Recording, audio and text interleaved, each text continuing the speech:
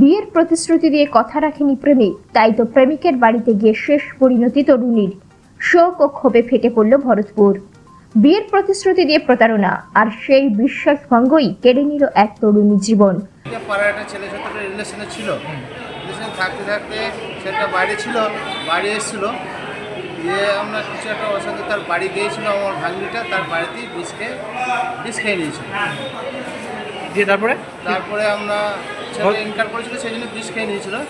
ছেলেটা কি রাজি হচ্ছিল না নাকি বিয়ে করতে চাইছিল? না, রাজি হয় নাই, মানে বিয়ে করার পরিস্থিতি দিয়েছিল, পরে আমরা ইনকার করে দিয়েছিল। হ্যাঁ, রাজি হচ্ছিল না ছেলেটা? না, ছেলেটা রাজি হচ্ছিল না। সেই জন্য কি ওর বাড়িতেই বিষ খেয়েছিল? ছেলের বাড়িতে যেয়ে বিষ খেয়েছিল। ও, দিয়ে কারা উদ্ধার করলো ওখান থেকে? এখান থেকে পুলিশ উদ্ধার করে নিয়ে এসেছে। ছেলের বাড়ি থেকেই? ছেলের বাড়ি থেকে। ওই পাড়াতেই বাড়ি? হ্যাঁ, পাড়াতেই বাড়ি। পুলিশ উদ্ধার করে নিয়ে এসে ওইখান থেকে ভরতপুর হসপিটাল থেকে কান্দি ট্রান্সফার করে, কান্দি ওইখানে যাওয়া হবে বর্ধমান ট্রান্সফার। কবে হয়েছিল এটা? এটা হয়েছিল পরশুদিন, শুক্রবার। হ্যাঁ, শুক্রবার রাত্রে। মুর্শিদাবাদের ভরতপুর থানার ভরতপুর এলাকায় ঘটে গেল মর্মান্তিক এই ঘটনা। মৃত তরুণীর নাম শামিলা খাতুন, বয়স ২৬ বছর।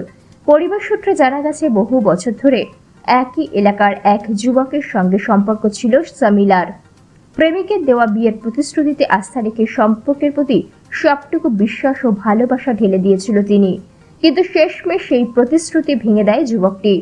হতাশা ও অপমান সহ্য করতে না পেরে গত শুক্রবার প্রেমিকের বাড়িতেই বিষপান করেন শামিলা। স্থানীয়রা তাকে উদ্ধার করে প্রথমে ভরতপুর হাসপাতালে, পরে কান্দি হাসপাতাল হয়ে বর্ধমান মেডিকেল কলেজে পাঠানো হয়। দীর্ঘ লড়াই শেষে শেষ পর্যন্ত শনিবার মৃত্যু হয় তাঁর। প্রাথমিকভাবে আত্মহত্যা বলেই মনে করা হলেও তরুণীকে আত্মহত্যায় প্ররোচিত করার অভিযোগ উঠেছে প্রেমিকের বিরুদ্ধে। ঘটনায় শোক ও ক্ষোভে ক্ষুব্ধ ভরতপুর। স্থানীয়দের প্রশ্ন, একজন মেয়ের বিশ্বাস নিয়ে এমন খেলা কেন?